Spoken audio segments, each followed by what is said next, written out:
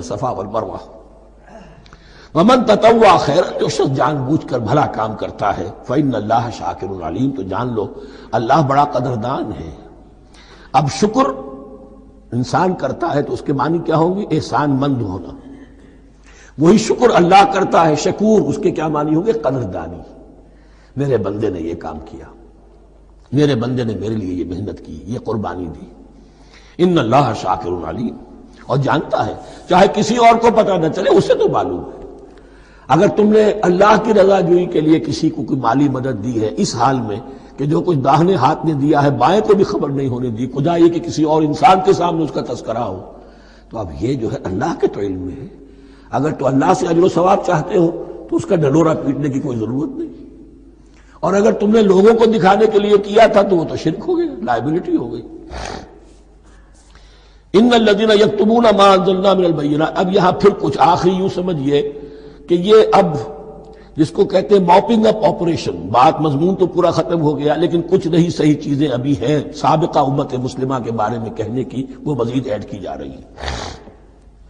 ان الذین یکتمون ما انزلنا من البینات والہدی من بعد ما بیناہ للناس فی الکتاب اولئک یلعنهم اللہ یلعنهم اللاعنون، یقیناً وہ لوگ جو چھپاتے ہیں اس شے کو جو ہم نے نازل کی ہے بینات میں سے اور ہدایت میں سے، اس کے بعد کہ ہم نے ان کو واضح کر دیا ہے لوگوں کے لیے کتاب میں، وہ لوگ ہیں کہ جن پر لعنت کرتا ہے اللہ، اور لعنت کرنے والے ہیں کرتے ہیں تمام لعنت کرنے والے۔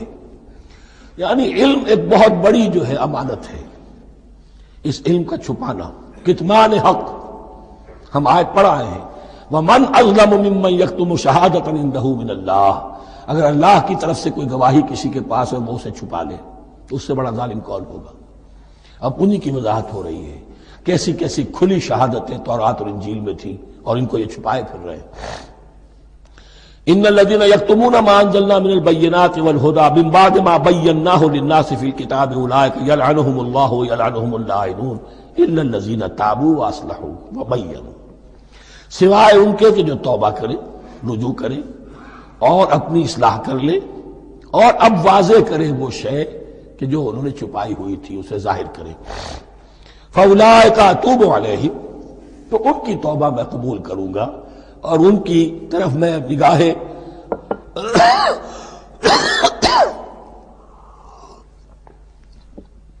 نگاہ التفات میں اپنی پھر ان کی طرف متوجہ کر دوں گا۔ وَأَنَا التَّوَّابُ الرَّحِيمُ، اور میں تو ہوں ہی توبہ کا قبول کرنے والا اور رحم فرمانے والا۔ ان الذین کفروا وماتوا وهم کفار، یقیناً جن لوگوں نے کفر کیا اور وہ مرے اسی حال میں کہ کفر پر قائم تھے، اولئک علیہم لعنۃ اللہ والملائکۃ والناس اجمعین، ان پر تو لعنت ہے اللہ کی بھی اور فرشتوں کی بھی اور تمام انسانوں کی بھی، خالدین فیہا، اس لعنت کی کیفیت میں وہ اب ہمیشہ رہیں گے۔ لا یخفف عنہم العذاب، نہ ان پر سے عذاب کے اندر کوئی کمی کی جائے گی، ولا ہم ینظرون، نہ انہیں کوئی مہلت ملے گی کہ عذاب کا تسلسل ذرا سی دیر کے لیے وقفہ ہو جائے، سانس لینے کی مہلت مل جائے۔ ولا ہم ینظرون۔ وَإِلَٰهُكُمْ إِلَٰهٌ وَاحِدٌ، سن لو تمہارا الہ اور معبود ایک ہی الہ ہے، لا الہ الا هو الرحمن الرحیم، اس کے سوا کوئی الہ نہیں ہے اور وہ رحمان ہے اور رحیم ہے۔ اب جو آیت آ رہی ہے اس کے پڑھنے سے پہلے ایک بات سمجھ لیجئے کہ یہ جو اب 22 رکوعوں کا مضمون ہم پڑھ رہے ہیں، مجھے یہ بات آج شروع میں واضح کرنی چاہیے تھی، اس میں ترتیب کیا ہے۔ میں پہلے عرض کر چکا ہوں کہ پہلے 18 رکوعوں کی تقسیم ورٹیکل کی ہے ہم نے، 18 کو 4 رکوع ادھر، 10 درمیان میں، پھر 4 ادھر۔ یہاں اب چلے گی ہاریزونٹل تقسیم، افقی تقسیم، اور اس کی بھی شکل کیا ہے کہ 4 مضامین ہیں کہ جو تانے بانے کے ساتھ بنے ہوئے ہیں، یا 4 لڑیاں ہیں مضمون کی کہ جن کو بٹ کر رسی بنا دیا گیا۔ وہ 4 مضامین کیا ہیں؟ مسلمانوں سے خطاب میں ان کے لیے عبادات اور احکام اور شرائع، یہ واجب ہے، یہ کرنا ہے، یہ حلال ہے، یہ حرام ہے، نماز فرض ہے، روزہ فرض ہے، وغیرہ وغیرہ۔ اور 2 لڑیاں جہاد، جہاد بالمال، جہاد بالنفس۔ جہاد بالنفس کی آخری انتہا قتال ہے، جہاں انسان نقد جان ہاتھ پر رکھ کر، ہتھیلی پر رکھ کر میدان میں حاضر ہو جاتا ہے۔ جو جنگ میں گیا اس نے اپنے آپ کو موت کے لیے پیش کر دیا، بچ کر آ جائے تو بونس ہے۔ اس اعتبار سے یہ چار جڑ ہیں۔ شریعت کو دو حصوں میں تقسیم کیجئے، عبادات اور پھر بقیہ احکام شریعت، معاملات، جن میں خاص طور پر شوہر اور بیوی کا تعلق جو ہے وہ سب سے اہم ہے۔ تمدن انسانی کی بنیاد وہی ہے، لہذا اس صورت میں آپ دیکھیں گے تفصیلی احکام آئیں گے آئلی قوانین کے ضمن میں۔ دوسری طرف جہاد بالمال یعنی انفاق، اللہ کی راہ میں خرچ کرنا، اور جہاد بالنفس جس کی آخری منزل قتال۔ اب یہ چاروں لڑیاں اس طرح سے ہیں، فرض کیجئے ایک لال لڑی ہے، ایک پیلی ہے، ایک نیلی ہے، ایک ہری ہے، ان کو بٹ دیا گیا ہے۔ جب ایک طرف سے دیکھیں گے تو کٹا پھٹا نظر آئے گا، رنگ لال نظر آیا، پھر پیلا نظر آیا، پھر نیلا نظر آیا، پھر ہرا، پھر لال، پھر نیلا، پھر پیلا، پھر ہرا۔ تو ایسا معلوم ہوگا جیسے کٹے پھٹے ہیں مضامین۔ لڑیاں کھول دیجئے، معلوم ہوگا ایک لڑی وہ بھی بڑی مسلسل ہے، جہاد بالمال کی، ایک لڑی ہے جہاد بالنفس یعنی قتال کی، ایک لڑی ہے جو عبادات کی، ایک لڑی ہے معاملات کی اور شریعت کے احکام کی۔ یہ چاروں لڑیاں، اور یہ تانے بانے کی طرح بنی ہوئی ہیں، لیکن اسی بنتی میں بہت بڑے حسین پھول موجود ہیں۔ طویل آیات، عظیم ترین آیات قرآن مجید کی، ان میں سے اب ایک آیت یہاں آ رہی ہے، اس کو میں نے عنوان دیا ہے آیت الآیات۔ ان فی خلق السماوات والارض واختلاف اللیل والنہار والفلک التي تجری فی البحر بما ينفع الناس وما انزل الله من السماء من ماء فاحيا به الارض بعد موتها وبث فيها من كل دابة وتصريف الرياح والسحاب المسخر بين السماء والارض لآيات لقوم يعقلون۔ اتنے فینومینا آف نیچر کسی ایک آیت میں جمع نہیں ہے قرآن میں۔ اللہ تعالیٰ تمام فینومینا آف نیچر کو اپنی آیتیں قرار دیتا ہے، آسمان اور زمین کی تخلیق، رات اور دن کا الٹ پھیر مختلف جگہوں پر، اور یہ جو ستارے ہیں اور یہ جو بھی نباتات ہیں زمین کی، ان میں سے آیتیں ہی آیتیں۔ لیکن ان آیت الآیات کو جس طرح یہاں ایک آیت میں سمویا ہے، یہ حکمت کا ایک بہت بڑا پھول ہے، بہت بڑا پھول جو ان چار لڑیوں کی بنتی کے اندر آ گیا ہے۔ یقیناً آسمان اور زمین کی تخلیق میں اور رات اور دن کے الٹ پھیر میں اور اس جہاز میں یا کشتی میں جو چلتی ہیں سمندر میں یا دریاؤں میں، وہ سامان لے کر جو لوگوں کو نفع دیتا ہے، بما ينفع الناس وما انزل اللہ من السماء من ماء، اور اس پانی میں کہ جو اللہ نے اتارا ہے آسمان سے، فاحیا به الارض بعد موتها، اور پھر اس سے وہ زندہ کر دیتا ہے زمین کو اس کے مردہ ہو جانے کے بعد۔ بے آب و گیا زمین پڑی تھی، بارش ہوئی ہے، اسی میں سے روئیدگی آ گئی ہے۔ وبث فیہا من کل دابہ، اور یہ تمام حیوانات اور چرند اور پرند جو اس کے اندر پھیلا دیے گئے ہیں۔ تصریف الریاح ہے، اور یہ ہواؤں کا چلنا جو ہے، کبھی پروا چل رہی ہے، کبھی پچھمی چل رہی ہے، کبھی مشرق سے آ رہی ہے، کبھی مغرب سے آ رہی ہے، تصریف الریاح ہے۔ والسحاب المسخر بین السماء والارض، اور ان بادلوں میں کہ جو معلق کر دیے گئے آسمان اور زمین کے درمیان، لآیات لقوم یعقلون، ان سب میں آیات ہیں، نشانیاں ہیں ان لوگوں کے لیے جو عقل سے کام لیں۔ ان کو دیکھو اور ان کے خالق کو، مدبر کو پہچانو۔ آیات ہے، اور ان کے آیات کے پہچاننے کا جو عملی نتیجہ نکلنا چاہیے، اور جس کو عام طور پر لوگ نہیں پہنچ پاتے جس تک، اب اگلی آیت میں اس کا تذکرہ ہے۔ نتیجہ تو نکلنا یہ چاہیے کہ پھر محبوب اللہ ہی ہو، شکر اسی کا ہو، اطاعت اسی کی ہو، عبادت اسی کی ہو۔ جب سورج میں کچھ نہیں، یہ تو اللہ نے اس کو بنایا ہے، یہ حرارت جو ہے اللہ نے دی ہے، چاند میں کچھ نہیں، ہوائیں چلانے والا کوئی وہی تو ہے۔ تو اب کسی شے کے لیے کوئی شکر نہیں، کسی شے کے لیے کوئی عبادت نہیں، کوئی ڈنڈوت نہیں، کوئی سجدہ نہیں، بلکہ صرف اللہ کے لیے، اور وہی مطلوب و مقصود بن جائے، وہی محبوب ہو۔ لا محبوب الا اللہ، لا مقصود الا اللہ، لا مطلوب الا اللہ۔ جن لوگوں کی یہاں تک رسائی نہیں ہو جاتی، وہ لوگ کسی اور شے کو اپنا محبوب و مطلوب بنا کر اس کی پرستی شروع کر دیتے ہیں۔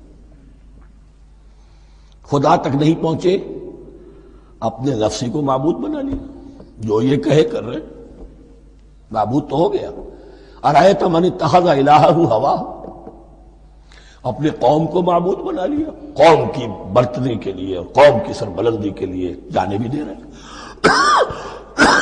وطن کو معبود بنا لیا۔ اس حقیقت کو علامہ اقبال نے سمجھا ہے، اس دور کا سب سے بڑا بت وطن ہے۔ اس دور میں میں اور ہے، جام اور ہے، جم اور، ساقی نے بنا کی روش لطف و ستم اور، تہذیب کے آزر نے ترشوائے صنم اور، مسلم نے بھی تعمیر کیا اپنا حرم اور، ان تازہ خداؤں میں بڑا سب سے وطن ہے، جو پیرہن اس کا ہے وہ مذہب کا کفن ہے۔ نیشنلزم، ٹیریٹوریل، وطنی قومیت، وطن کی جے، یہ معبود بنائے بیٹھے۔ تو اب یہاں سنیے، ومن الناس، اور لوگوں میں سے کچھ ایسے بھی ہیں، من یتخذ من دون اللہ اندادا، جو اللہ کو چھوڑ کر کچھ اور چیزوں کو اس کا مد مقابل بنا دیتے ہیں۔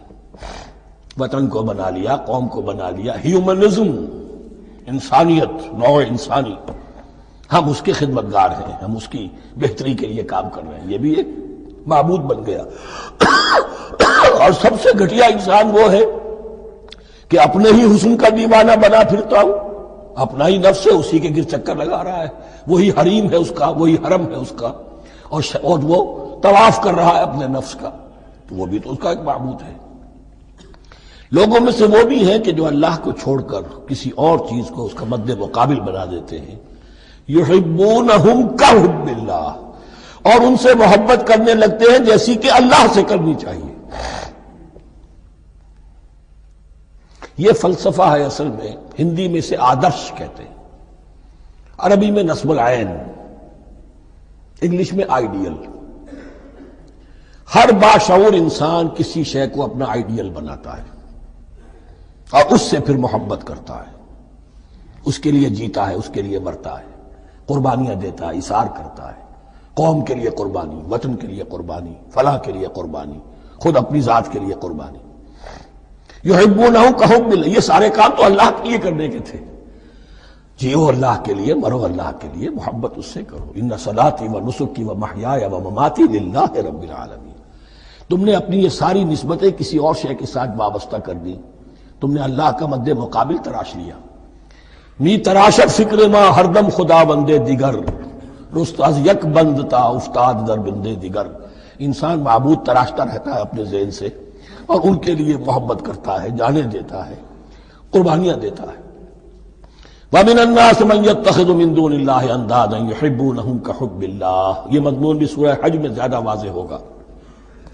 وَالَّذِينَ آمَنُوا أَشَدُّ حُبًّا لِلَّهِ، پھر یہ لٹمس ٹیسٹ کا لفظ میری زبان پر آ رہا ہے، اور جو لوگ واقعتاً صاحب ایمان ہوتے ہیں ان کی شدید ترین محبت ہوتی ہے اللہ کے ساتھ۔ اگر یہ نہیں ہے، اگر یہ نہیں تو بابا پھر سب کہانیاں ہیں۔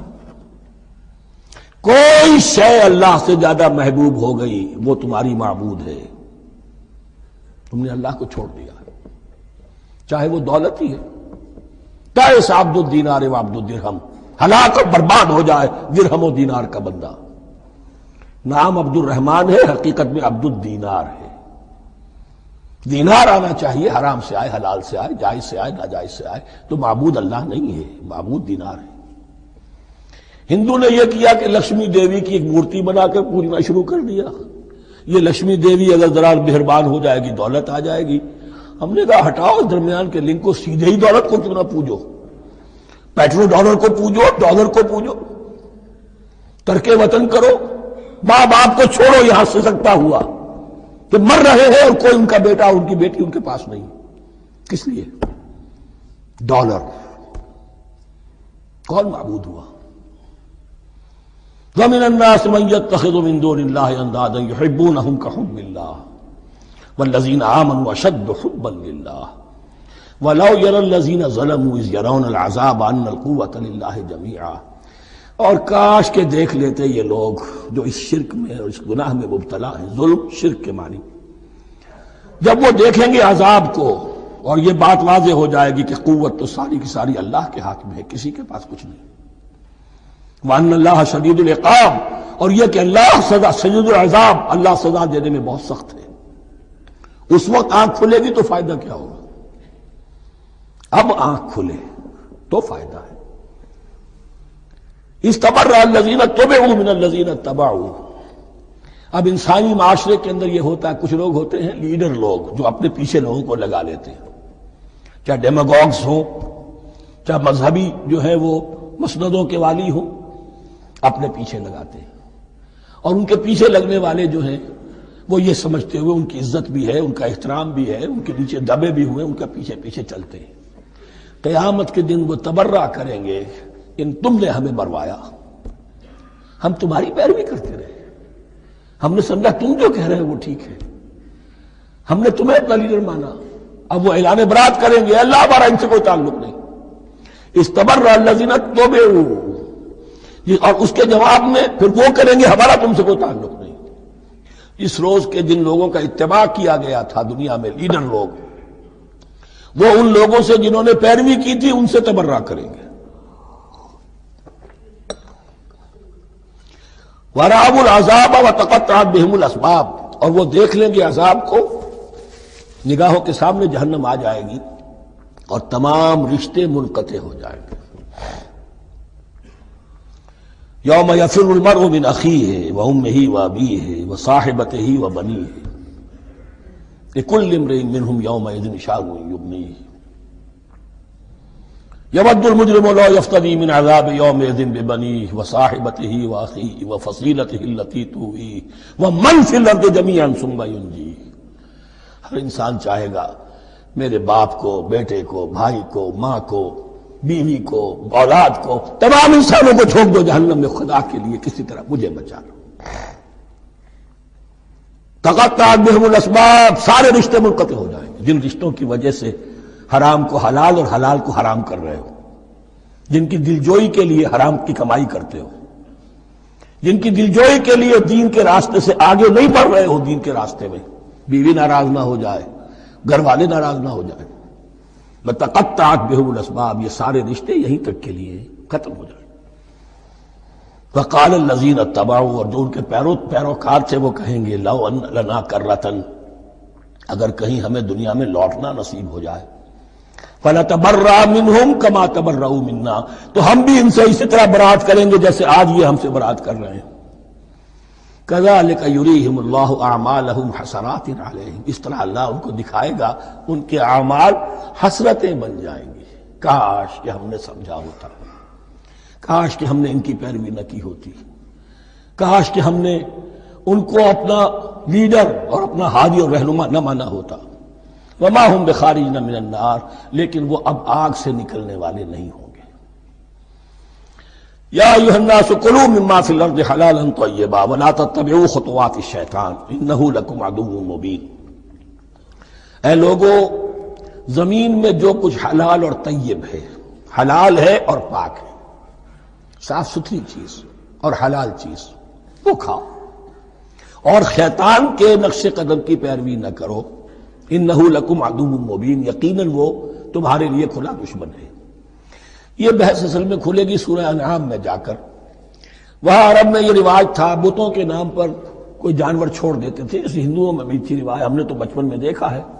کوئی سانڈ چھوڑ دیا، کسی کے کان جو ہے وہ چیر دیے، یہ فلاں بت کے لیے ہے، فلاں دیوی کے لیے ہے. اب اسے کوئی کچھ نہیں کہہ سکتا تھا، وہ جہاں چاہیں وہ منہ ماریں جا کر ان کا، اور پھر ان کا ظاہر بات ہے ان کا گوشت کیسے کھایا جا سکتا تھا. تو عرب میں بھی یہ رواج تھے، اور ابھی تک اس کے کچھ نہ کچھ ریزیڈول ایفیکٹس تھے.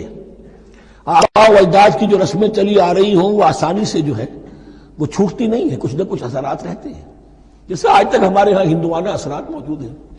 تو ایسے لوگوں سے کہا جا رہا ہے کہ یہ تمام حرمتیں جو تمہارے ان لوگوں نے مشرکین نے بنا لی تھی، یہ جانور حرام، یہ جانور حرام ہو گیا، اسے فلاں کے نام پر نامزد کیا ہے، اس اونٹ کی جو ہے اتنی اونٹنیوں کے ساتھ جفتی ہو چکی ہے، اب بس اس کو خالی کر دو، چھوڑ دو، نہ اس کے اوپر سواری کی جائے گی اور نہ اس کا گوشت کھایا جائے گا. یہ کوئی نہیں ہے، جو چیز حلال ہے اصلاً اور طیب ہے کھاؤ. انما یامرکم بالسوء والفحشاء، یقیناً شیطان تمہیں حکم دیتا ہے بدی کا اور بے حیائی کا. وان تقولوا علی اللہ ما لا تعلمون، اور اس کا کہ تم کہو اللہ کی طرف نسبت کر کے جو تم جانتے نہیں ہو کہ اللہ نے حرام کیا. بھائی تمہیں کہاں معلوم؟ کوئی دلیل لاؤ، کسی کتاب میں دکھاؤ کہ اللہ نے یہ چیز حرام کر دی. وَإِذَا قِيلَ لَهُمُ اتَّبِعُوا مَا أَنزَلَ اللَّهُ قَالُوا بَلْ نَتَّبِعُ مَا أَلْفَيْنَا عَلَيْهِ آبَاءَنَا، اور جب ان سے کہا جاتا ہے اتباع کرو اس کی جو اللہ نے نازل کیا ہے، قالوا وہ کہتے ہیں بل نتبع ما الفینا علیہ آباءنا، ہم تو پیروی کریں گے اس کی جس پر ہم نے پایا اپنے آباء و اجداد کو۔ اب لو کان آباؤہم لا یعقلون شیئا ولا یہتدون، کیا وہ اپنے آباء و اجداد ہی کی پیروی کرتے رہیں گے، خواہ ان کے آباء و اجداد نہ کسی بات کو سمجھ پائے ہوں نہ ہدایت یافتہ ہوئے ہوں۔ میں نے عرض کر دیا تھا کہ سورہ بقرہ میں جہاں دعوت تیسرے رکوع کی پہلی آیت شروع ہوئی، یا ایھا الناس اعبدوا ربکم الذی خلقکم والذین من قبلکم لعلکم تعقلون، وہ بھی تو مخلوق تھے جیسے تم مخلوق ہو، تم سے خطا ہو سکتی ہے ان سے بھی ہوئی، تم غلطی کر سکتے ہو انہوں نے بھی کی۔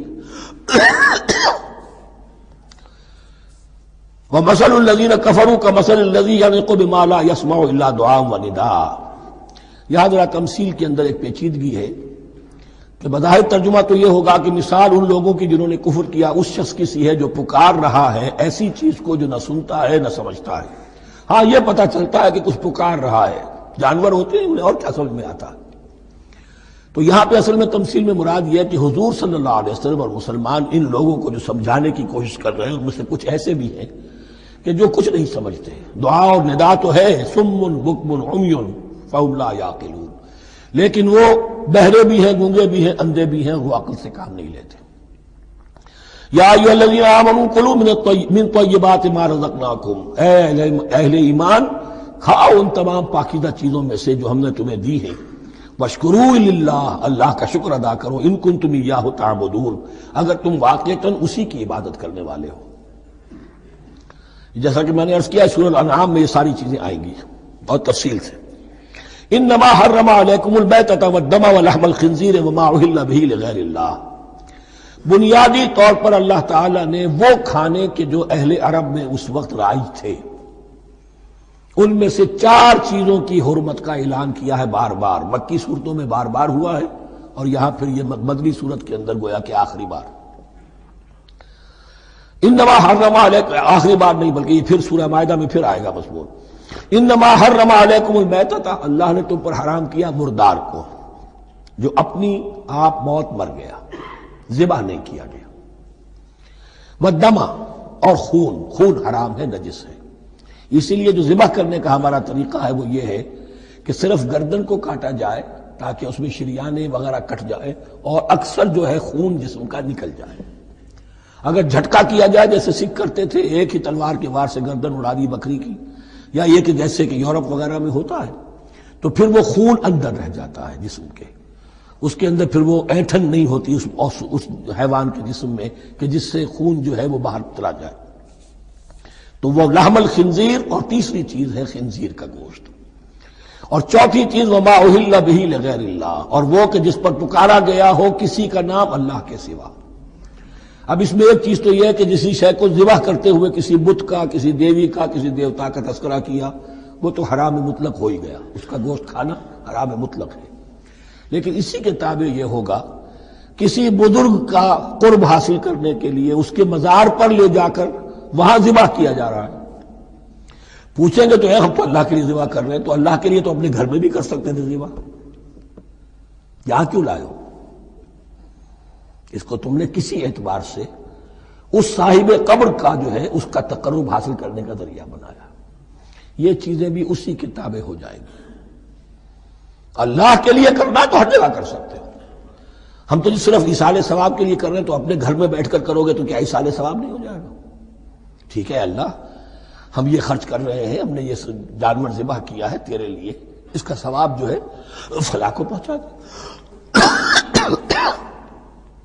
یہ ہے 4 چیزیں بنیادی طور پر۔ فمن اضطر غیر باغ ولا عاد، ان میں بھی ایک رعایت ہے، اگر کوئی مضطر ہو گیا ہے، مجبور ہو گیا ہے، جان نکل رہی ہے اور کوئی شے کھانے کو نہیں، لیکن 2 شرطیں پوری ہو، غیر باغ ولا عاد، وہ اس حرام کی طرف رغبت نہ رکھتا ہو اور نہ جو ناگزیر حد ہے جان بچانے کی اس سے آگے بڑھے۔ صرف جان بچانے کے لیے مردار کا گوشت بھی کھا سکتا ہے، سور کا گوشت بھی کھا سکتا ہے، جو بھی چاہے جان بچانے کے لیے یہ رخصت ہے، لیکن اس شے کی طرف کوئی رغبت اور میلان طبیعت میں نہ ہو، یہ اللہ تو جانتا ہے۔ اگر تو معاملہ اس سے ہے تو اس سے تو چھپی ہوئی بات نہیں، اور جتنا ناگزیر ہے جان بچانے کے لیے اس سے آگے نہ بڑھے۔ فلا اسم علیہ، ان دو شرطوں کے ساتھ جان بچانے کے لیے حرام چیز بھی کھائی جا سکتی ہے۔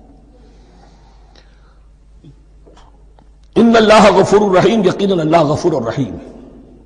ان الذین یکتمون ما انزل اللہ من الکتاب ویشترون بہ ثمنا قلیلا، یقیناً وہ لوگ جو چھپاتے ہیں اس کو جو اللہ نے نازل کیا ہے کتاب میں سے اور فروخت کرتے ہیں انہیں بہت حقیر سی قیمت پر، اولئک ما یاکلون فی بطونہم الا النار، یہ لوگ نہیں بھر رہے اپنے پیٹوں میں مگر آگ۔